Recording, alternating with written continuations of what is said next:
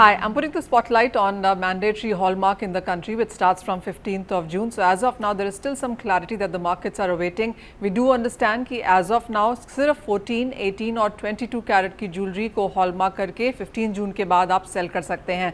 So as of now, India markets में ये माना जा रहा है कि 5000 टन की अगर ज्वेलरी है, अगर हम सब ज्वेलर्स को ओवरऑल इंडिया यहाँ पर काउंट करें, तो उसमें से शायद 2000 टन की जो ज्वेलरी है वो हॉलमार्क्ड है. जो 3000 टन की ज्वेलरी है वो शायद हॉलमार्क नहीं है, और इसको या तो ज्वेलर्स यहाँ पर डिस्काउंट में इंडियन कस्टमर्स को बेच रहे हैं, शायद 2 to 3% का discount as of now overall India हमने यहाँ पर आते हुए देखा है.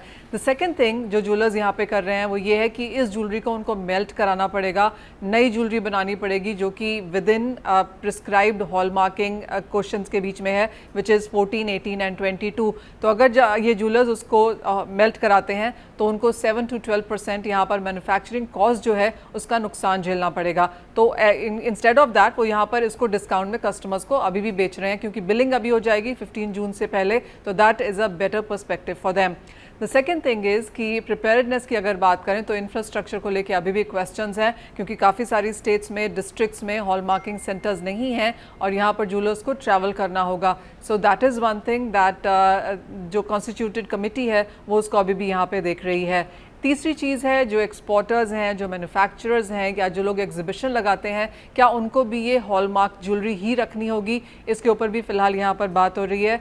3 मीटिंग्स अभी तक जो कमेटी है उनकी हो चुकी हैं, एंड ये भी माना जा रहा है कि एजेंडा में है कि अपार्ट फ्रॉम 14, 18 और 22 कैरेट्स शायद यहाँ पर और भी कैरेट्स इंट्रोड्यूस किए जाएंगे, क्योंकि काफ़ी लोग यहाँ पर 21 कैरेट्स, 23 कैरेट्स की ज्वेलरी भी खरीदते हैं. तो there are still some details जो मार्केट यहाँ पर अवेट कर रही है इसके चलते.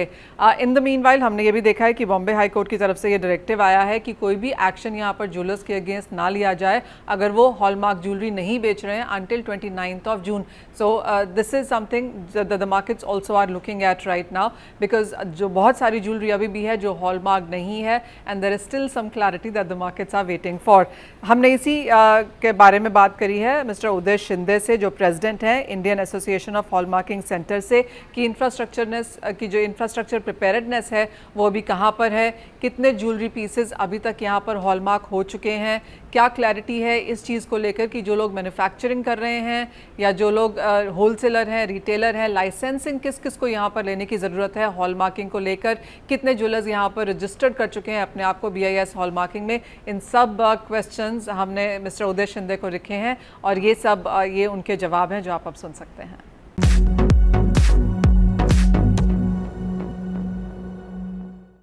15 जून से यदि हॉलमार्किंग कंपलसरी लागू होता है तो हमारी इंडस्ट्री पूरी तरह तैयार है. जो भी इसके लिए आवश्यक इंफ्रास्ट्रक्चर चाहिए या जितने हॉलमार्किंग सेंटर चाहिए अभी पूरे देश में मौजूद है. मैं मानता हूं कि भौगोलिक दृष्टि से इसका वितरण शायद सही नहीं है, लेकिन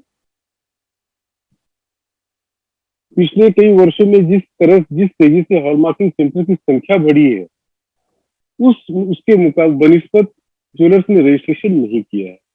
हमारा हॉलमार्किंग का व्यवसाय एक पूरी तरह मार्केट ड्रिवन व्यवसाय है. यदि लोग ज्वेलर्स लाइसेंस लेना स्टार्ट करेंगे तो वहां पर आप देखेंगे, आप पाएंगे कि फटाफट हॉलमार्किंग सेंटर खुलते चले जाएंगे. आज के समय में लगभग 950 हॉलमार्किंग सेंटर हमारे देश में है, और लगभग 400 हॉलमार्किंग सेंटर पाइपलाइन में है, जो आने वाले महीने भर के अंदर शुरू होने की पूरी संभावना है.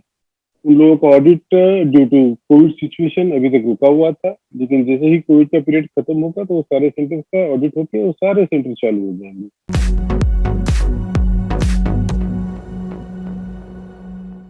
ऐसा ही होगा, क्योंकि देखिए ये सारी जो भी कुछ अभी समस्याएं हैं, तो हॉलमार्किंग मैंडेटरी एक कानून बनकर आया है. तो किसी भी समस्या का कानून के सामने में तुरंत समाधान करना संभव नहीं है. जैसा आप लोग भी जानते हैं, जो भी समस्याएं हैं, जो भी परेशानियां हैं, उसको संसद के माध्यम से उस कानून में बदलाव करके दुरुस्ती करके आएगा, जिसमें समय लगेगा. लेकिन हम लोग को पूरा विश्वास है कि ये सारी समस्याएं जब तक दूर नहीं हो जाती है, BIS भी कोई सख्त एक्शन या सख्त कार्रवाई किसी ज्वेलर्स के खिलाफ नहीं करेगी, ये कानून आ रहा है सामान्य कस्टमर के लिए आ रहा है। इसका मतलब ये नहीं होता है कि किसी हॉलमार्किंग सेंटर या किसी ज्वेलर्स को सजा देने के लिए या उन्हें परेशान करने के लिए आ रहा है। ये सभी लोगों की सुविधा बढ़ाने के लिए आ रहा है और आने वाले समय में धीरे-धीरे वो 2-4 महीने में, 5 महीने में हम लोग उम्मीद करते हैं कि सब कुछ सामान्य हो जाएगा।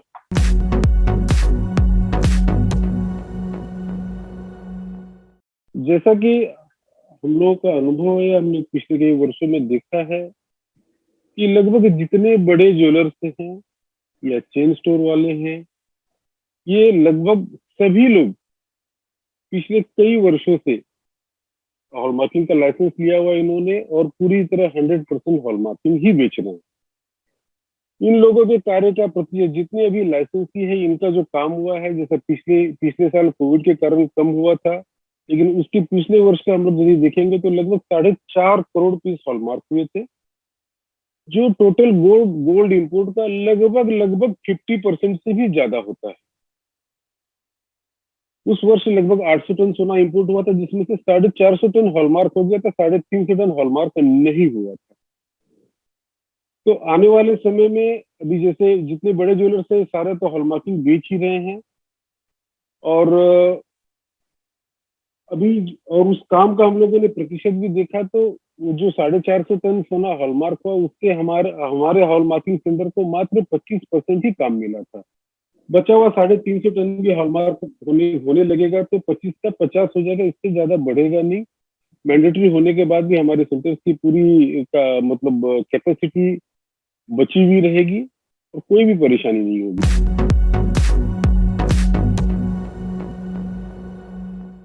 देखिए मैम, यहाँ पर एक्चुअली फिलहाल ज्वेलरी सेक्टर में 3 फील्ड है। एक तो जॉब वर्कर हो गया, उसके बाद होलसेलर, एक फिर सेल रिटेलर और उसके बाद सीधा कस्टमर आ गया। जो भी हॉलमार्किंग का कानून बनकर आया है उसमें स्पष्ट शब्दों में लिखा गया है कि मैन्युफैक्चरर और रिटेलर इन दोनों का भी हॉलमार्किंग का इनके पास रजिस्ट्रेशन होना आवश्यक है और ये विदाउट मतलब हॉलमार्किंग न कोई ज्वेलरी को स्टोर कर सकता है, न ट्रांसपोर्ट कर सकता है, ना ही सेल कर सकता है। इसलिए जो भी बेचेगा, होलसेलर भी है वो रिटेलर को दे रहा है, इसका मतलब वो एक प्रोसेस सेल की ही प्रोसेस होती है। इसीलिए मैन्युफैक्चरर को भी लाइसेंस लेना आवश्यक है और रिटेलर को भी लेना आवश्यक है। हाँ, उस मैन्युफैक्चरर के नीचे जो कारीगर बोल के जो जॉब वर्क पे काम करते हैं उनको हॉलमार्किंग का लाइसेंस लेने की बिल्कुल आवश्यकता नहीं है।